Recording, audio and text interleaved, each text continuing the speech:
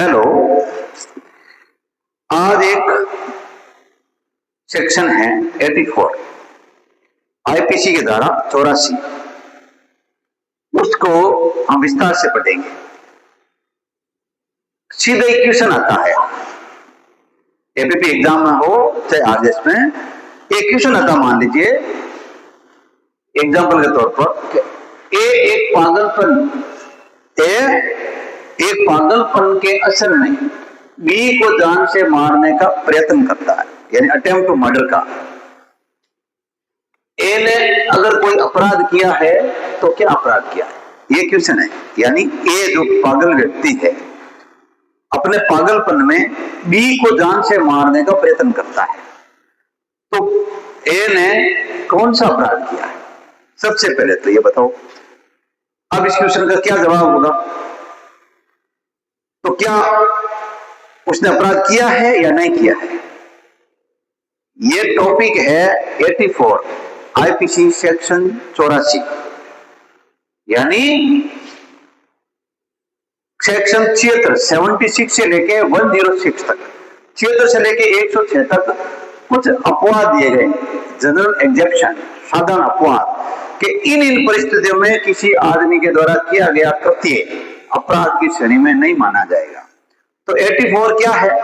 इसमें यह कहा है, इसका उत्तर यह होगा सीधा, चूंकि प्रश्न से ही समझ में आता है कि चूंकि ए ने पागलपन में, यानी वो अनमाइंड साउंड पागल है, विकृत व्यक्ति है, तो विकृत व्यक्ति द्वारा अगर कोई ऐसा कृत्य किया जाता है तो आईपीसी का 84 सेक्शन उसको डिफेंस करता है, उसको दोषी नहीं किया जा सकता, क्योंकि वो पागल था, उसको पता ही नहीं है।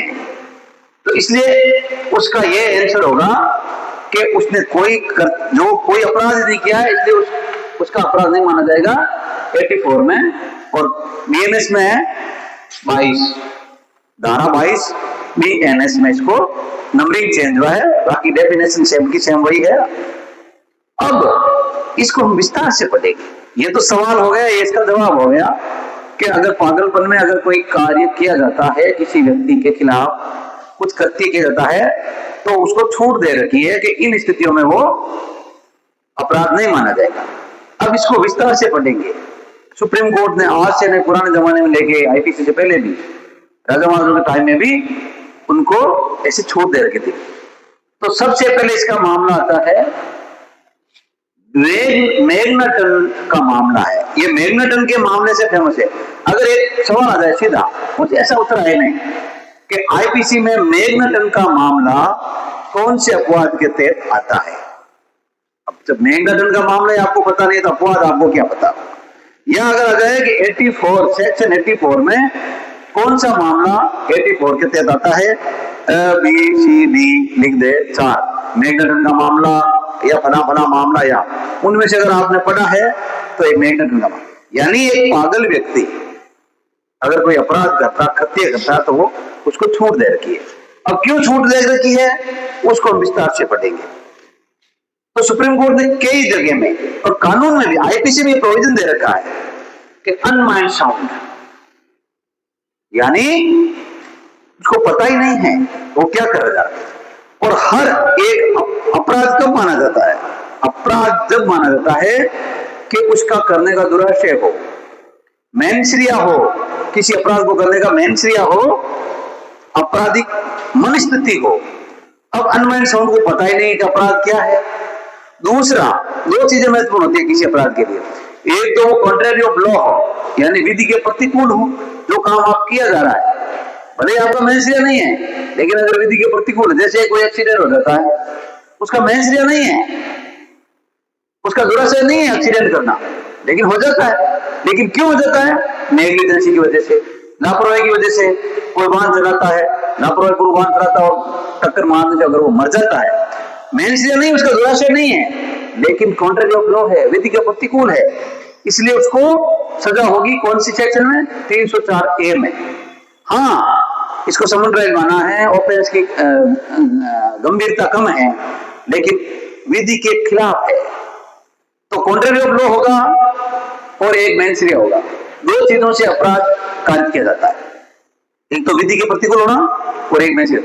लेकिन अनमाइंड साउंड को इन दोनों चीजों का पता नहीं होता।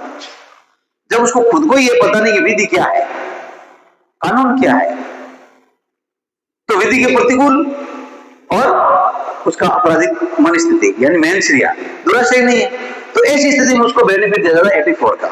लेकिन अब इसको और विस्तार से जाएंगे, गहरे में जाएंगे। इतना कहना ही पर्याप्त नहीं है कि साहब मुझे पता नहीं था, मैं विधि की जानकारी में नहीं था। नो, उसके लिए कुछ प्रोसीजर फॉलो करनी पड़ती है कोर्ट। अब प्रोसिक्यूशन ये कहेगा, अभियोजन ये कहेगा कि साहब नहीं, ये झूठ बोल रहा है, अपने आप को बचाने की नीयत से ये झूठा अपने आप को पागल बता रहा है, मेंटल बता रहा है, या वो कहता मुझे पता नहीं इस चीज का। तो पहले कोर्ट ये कहेगा प्रोसिक्यूशन को कि पहले तो आप इनका मेंसरिया प्रूव करो, आप साबित करो दुराशय कि इसने ऑफेंस किया है। फिर बर्डन ऑफ प्रूफ एक्यूज पर जाएगा।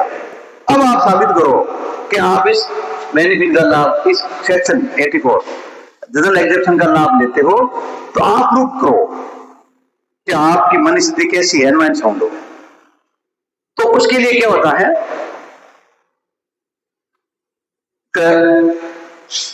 सुप्रीम कोर्ट ने माना है तो सबसे पहले Mohammed Hussain versus emperor, supreme court से पहले का है, एम्परर यानी प्रीवी काउंसिल का मामला था।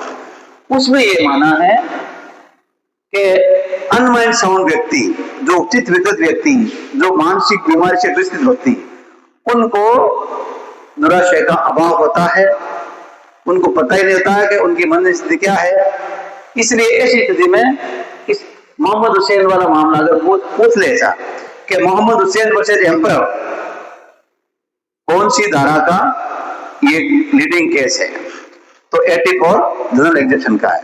तो उसमें ये प्रीवी काउंसिल ने तय किया कि आपराधिक मनस्थिति की कमी होती है, अभाव होता है, इसलिए उस दौरान किया गया कार्य के लिए वो दोष सिद्ध नहीं ठहराया जा सकता, वो एक्विटल होगा, वो उसका डिफेंस का राइट है। उसी प्रकार एक स्टेट ऑफ राजस्थान वर्सेस शेरारा, इसमें यह बताया गया है कि आप डिफेंस तो ले लिए कि साहब मुझे मेंसरिया था, तब बर्डन ऑफ प्रूफ आप पर है।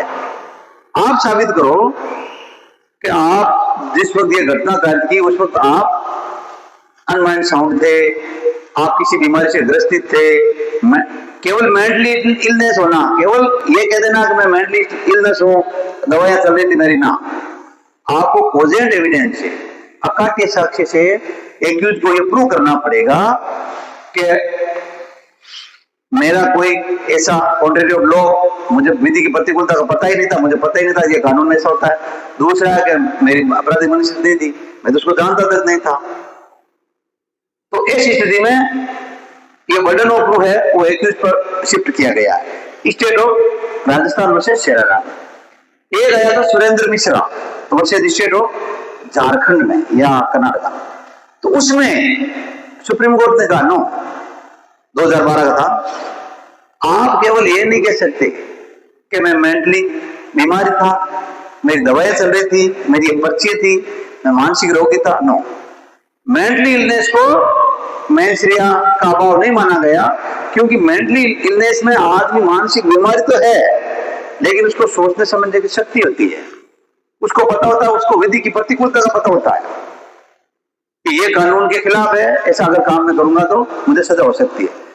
तो केवल आप दस्तावेज डॉक्यूमेंट पेश कर दिए कि साहब मैं मेंटली इलनेस था, मैं मानसिक बीमारी से था, मेरे बीमारी इलाज, कोर्ट ने कहा नो, आप इस सेक्शन का बेनिफिट नहीं ले सकते। तो सबसे पहले ये जरूरी तय करना होता है कि सेक्शन 84 क्या होता है। तो 84 में दो ही चीजों की जरूरत होती है, एक तो मेंसरिया का अभाव होना चाहिए, एक होता है कॉन्ट्रेरी ऑफ लॉ, विधि की प्रतिकूलता को उसको पता नहीं होना चाहिए, तभी वो बेनिफिट ले सकता है सेक्शन 84 का।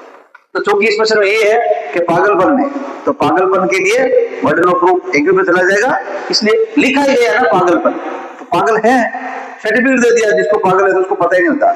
ऐसी स्थिति में उसका किया गया कोई करके अपराध की श्रेणी में नहीं आता और उसको सजा नहीं दी जा सकती।